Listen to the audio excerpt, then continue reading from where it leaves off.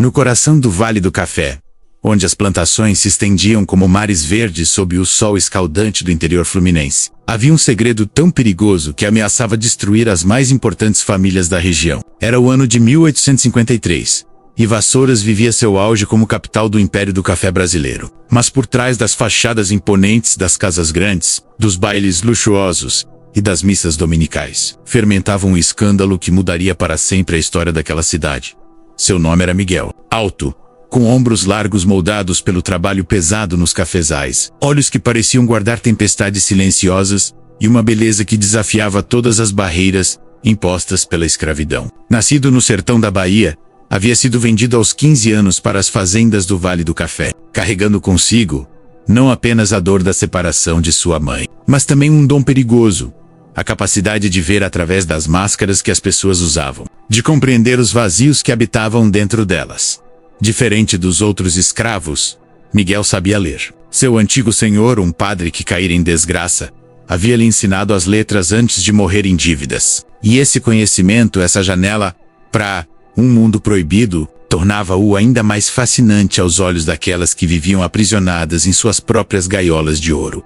A primeira foi Dona Amélia Gonçalves da Costa, senhora da fazenda Santa Eufrásia. Aos 32 anos, casada há 15 com o Coronel Gonçalves, um homem 20 anos mais velho que passava os dias entre a contabilidade dos sacos de café e as reuniões na Câmara Municipal. Amélia vivia uma existência de aparências. Ela havia sido educada no Convento do Carmo, no Rio de Janeiro, aprendendo francês, piano e bordado, mas jamais aprendendo a ser feliz. Seu marido a tratava como mais uma propriedade valiosa, exibindo-a nos saraus, mas ignorando-a na intimidade do quarto. Foi numa tarde sufocante de fevereiro que seus olhos cruzaram os de Miguel pela primeira vez de forma diferente. Ele estava na biblioteca da Casa Grande, limpando as estantes, quando ela entrou procurando um livro de poesias de Casimiro de Abreu. O espanto no rosto dela, ao perceber que ele sabia onde estava o volume, que conhecia aqueles versos, foi como uma fissura surgindo em uma represa. Ele recitou: de memória, que saudades que tenho da aurora da minha vida, da minha infância querida, que os anos não trazem mais. E algo dentro dela se quebrou. Começaram a se encontrar em segredo. Conversas proibidas que evoluíram para olhares mais longos. Toques acidentais que deixavam de ser acidentais, até que uma noite, durante uma tempestade tropical que apagou todas as velas da fazenda, eles se entregaram ao que era impossível, impensável, mas inevitável. Amélia descobriu que existia um fogo dentro dela, que seu marido jamais havia sequer imaginado. E Miguel, pela primeira vez, desde que fora arrancado de sua terra natal, sentiu-se visto como humano, não como coisa. Mas segredos no interior do Vale do Café eram mercadorias raras e valiosas. E logo, outra sinhá começou a notar algo diferente em Miguel. Dona Helena Barbosa, da fazenda São Cristóvão, tinha apenas 23 anos e era considerada a mulher mais bela de Vassouras. Cabelos negros como a noite, olhos verdes, que pareciam enxergar a alma das pessoas. Ela havia sido prometida ainda criança ao Coronel Barbosa, um viúvo rico, que precisava de uma esposa jovem para dar-lhe herdeiros. Helena havia cumprido seu papel, dando à luz 3 filhos em 5 anos. Mas cada parto a deixava mais distante, mais vazia, mais sozinha dentro de seu próprio corpo.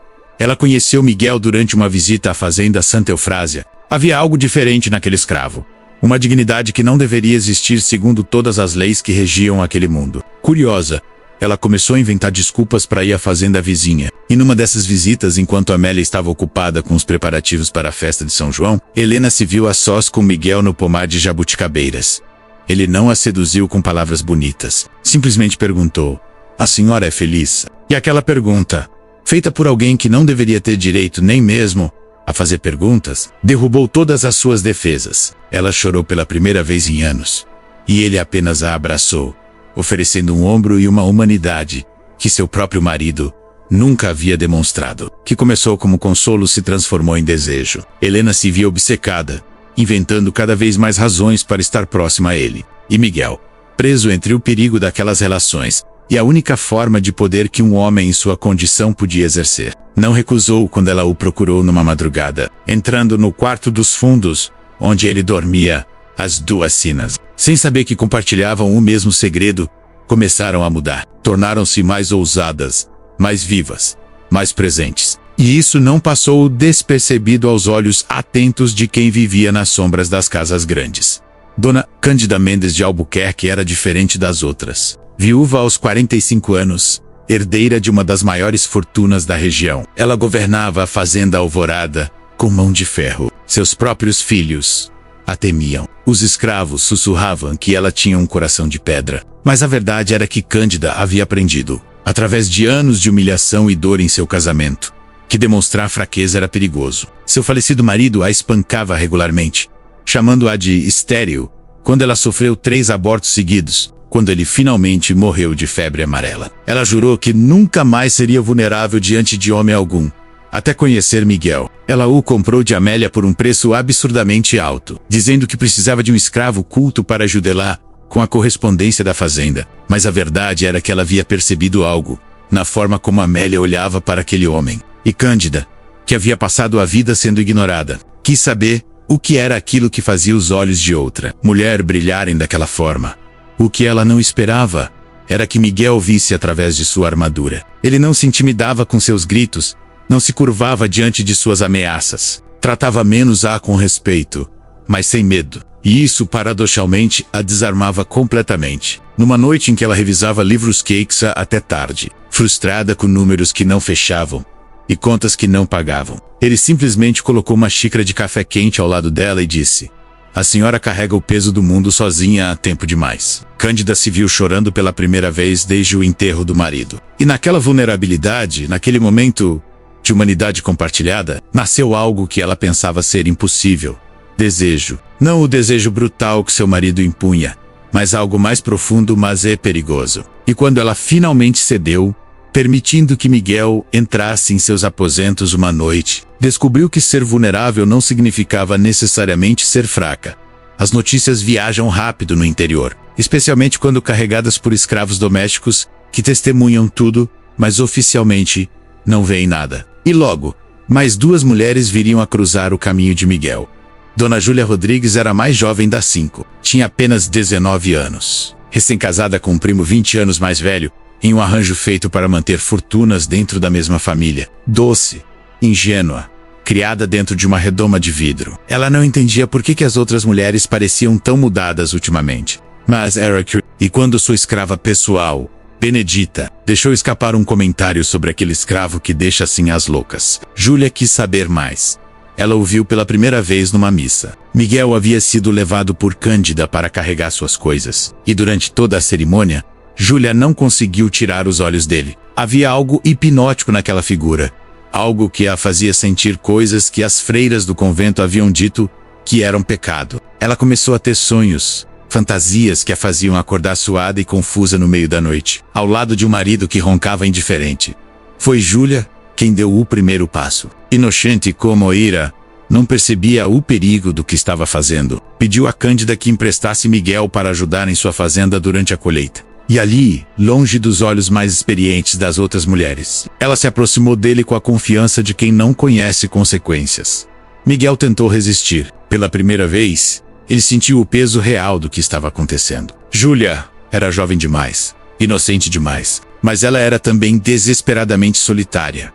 E quando ela implorou apenas por conversa, por alguém que a tratasse como gente, e não como boneca decorativa, ele não conseguiu recusar essa humanidade básica. O que começou como conversas inocentes se transformou em algo mais intenso. Júlia se apaixonou perdidamente, com a intensidade de quem experimenta pela primeira vez algo real. E Miguel, percebendo tarde demais a teia em que estava preso, viu-se responsável por mais uma alma que dependia dele para sentir-se viva.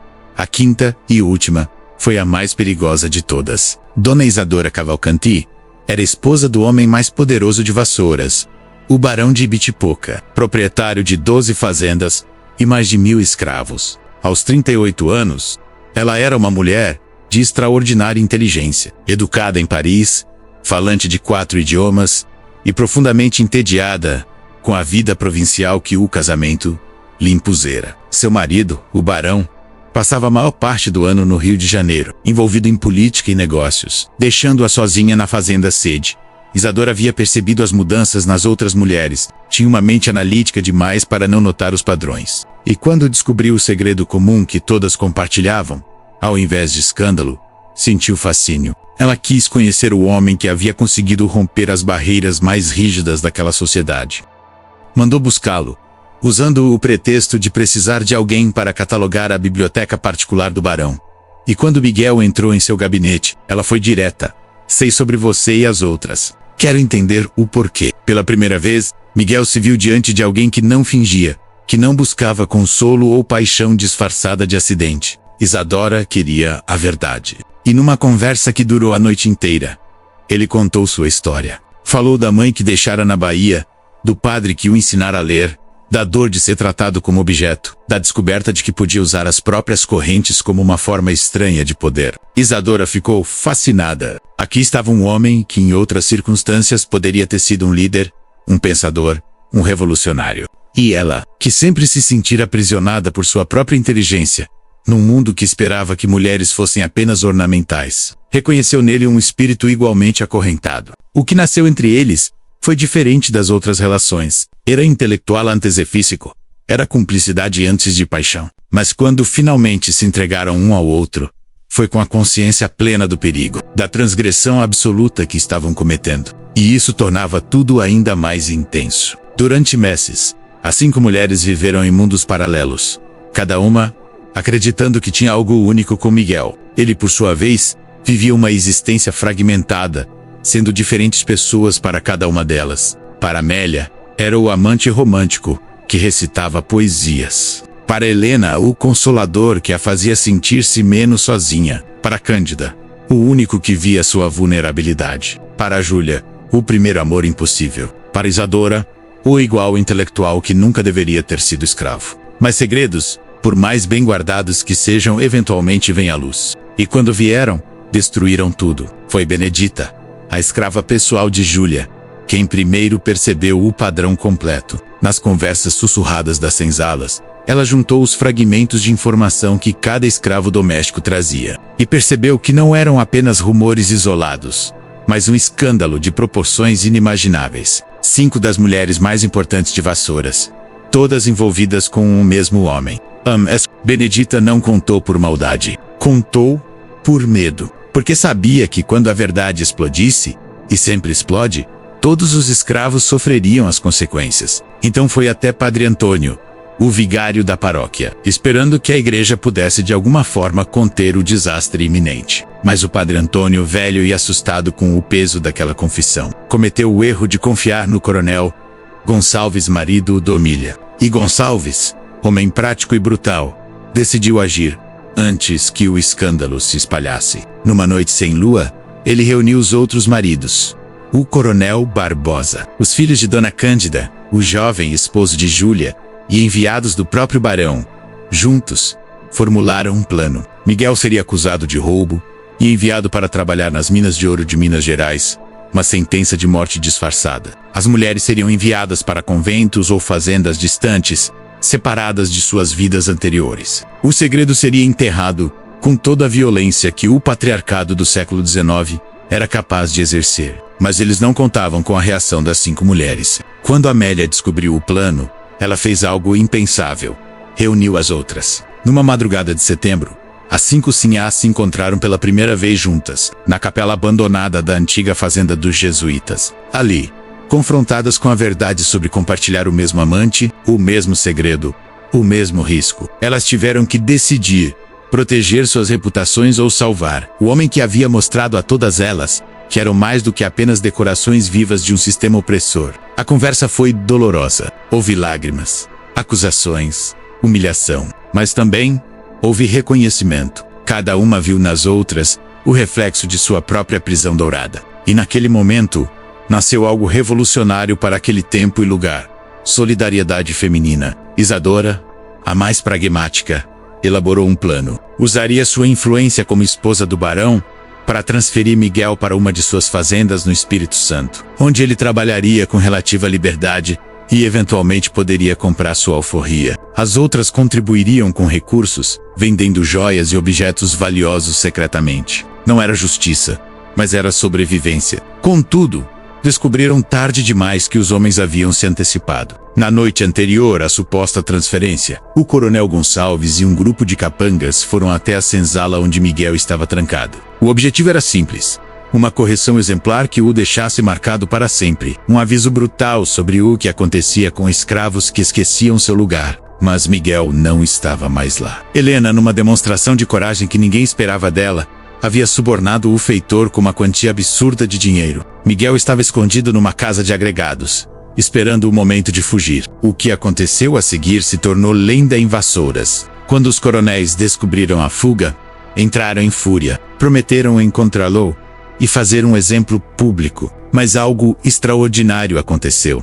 Os outros escravos da região começaram a ajudá-lo, passando informações, oferecendo esconderijos, criando trilhas falsas. Miguel se tornou um símbolo, uma prova viva de que até no sistema mais opressor, resistência era possível. As 5 mulheres pagaram preços diferentes. Amélia foi enviada para um convento no interior de São Paulo, onde passou o resto da vida. Helena perdeu a guarda de seus filhos e foi viver com uma tia viúva, no Rio de Janeiro. Cândida, sendo viúva e independente, conseguiu manter sua fazenda, mas morreu isolada, considerada louca por toda a sociedade. Júlia, a mais jovem, foi anulado seu casamento e casada forçadamente com um comerciante português, em Belém do Pará. Isadora, protegida pela posição do marido, sobreviveu ao escândalo, mas o barão a manteve virtualmente prisioneira na fazenda até sua morte. E Miguel, ele chegou ao Espírito Santo com a ajuda de quilombolas e abolicionistas. Ali trabalhou como carpinteiro, comprou sua alforria anos depois e se tornou professor de crianças negras livres e escravas. Nunca esqueceu as 5 mulheres que, cada uma, a seu modo, lhe mostraram que humanidade podia existir, até nos lugares mais improváveis. Mas havia algo que ninguém soube na época. Cada uma das 5 mulheres ficou grávida. 5 crianças nasceram no ano de 1854, em lugares diferentes, com histórias diferentes, oficialmente filhos de pais diferentes, mas todos eles compartilhavam os mesmos olhos tempestuosos e a mesma beleza que um dia havia desafiado todas as regras de Vassouras. Essas crianças cresceram sem saber da verdadeira história de suas origens. Algumas foram reconhecidas pelos maridos das mães, outras foram dadas para adoção. Uma foi criada secretamente por escravos fiéis, mas todas carregavam em seu sangue a prova viva de que amor, desejo e humanidade não respeitam correntes, paredes ou leis injustas. O escândalo de Vassouras foi abafado oficialmente. Nos registros da igreja, nas cartas das famílias importantes, nada consta sobre aqueles eventos de 1853, mas nas histórias sussurradas nas senzalas, nos contos passados de geração em geração entre as famílias negras da região, a história sobreviveu. A história de um homem que, mesmo acorrentado, encontrou uma forma de liberdade, e de 5 mulheres que, mesmo aprisionadas em gaiolas de ouro, tiveram a coragem de escolher sentir, mesmo que o preço fosse a destruição de tudo que conheciam. Hoje, quando você caminha pelas ruas históricas de Vassouras, pode ver as Causes Grandes restauradas, os cafezais, que viraram museus, as igrejas, que testemunharam tantos segredos. Mas se você souber onde procurar, nos cemitérios antigos, nos registros de batismo, nas páginas amareladas, nas histórias que as famílias antigas não contam em voz alta, ainda pode encontrar os ecos daquele escândalo que mudou tudo. Porque a verdadeira história do Brasil não está apenas nos livros oficiais ou nos monumentos de mármore, está nos segredos enterrados, nas vidas que desafiaram o impossível, nos amores que não deveriam existir, mas existiram. Está em um escravo que se recusou a ser apenas uma coisa, e em 5 mulheres que descobriram que suas correntes eram tão reais quanto as dele, apenas feitas de seda ao invés de ferro. E se essa história nos ensina algo, é que a humanidade sempre encontra uma forma de florescer, mesmo no solo mais pedregoso da opressão. Que o desejo por liberdade, por conexão real, por ser visto como pessoa e não como propriedade, é mais forte que qualquer corrente. E que às vezes, as maiores revoluções não acontecem nos campos de batalha ou nos parlamentos, mas nos quartos silenciosos, nas conversas sussurradas, nos momentos roubados, onde pessoas reais,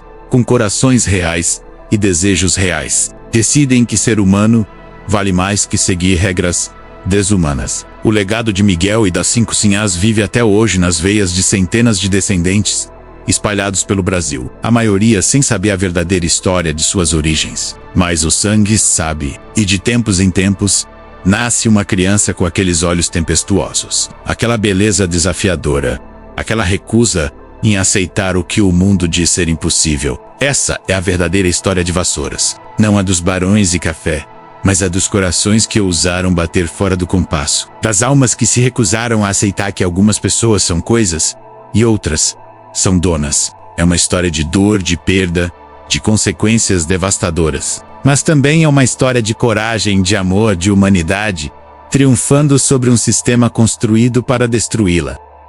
E é por isso que, mesmo depois de tantos anos, mesmo depois de tanto silêncio oficial, a história continua sendo contada. Porque histórias como essas precisam ser lembradas, precisam ser honradas, precisam nos lembrar de que a liberdade começa quando decidimos, contra todas as probabilidades, contra todos os riscos, simplesmente ser humanos. Se esta história tocou seu coração, se você sentiu a força dessas vidas que desafiaram o impossível, deixe seu like e compartilhe com alguém que precisa conhecer os segredos enterrados de nossa história. Inscreva-se no canal para mais histórias fascinantes do Brasil que nunca foram contadas nos livros escolares. Ative o sininho das notificações para não perder nenhum episódio dessa jornada pelos mistérios e escândalos que moldaram nosso país. E deixe nos comentários: você conhece alguma história secreta de sua cidade ou família? Vamos juntos resgatar essas memórias que merecem ser lembradas. A história real do Brasil está esperando para ser descoberta, e você faz parte dessa jornada.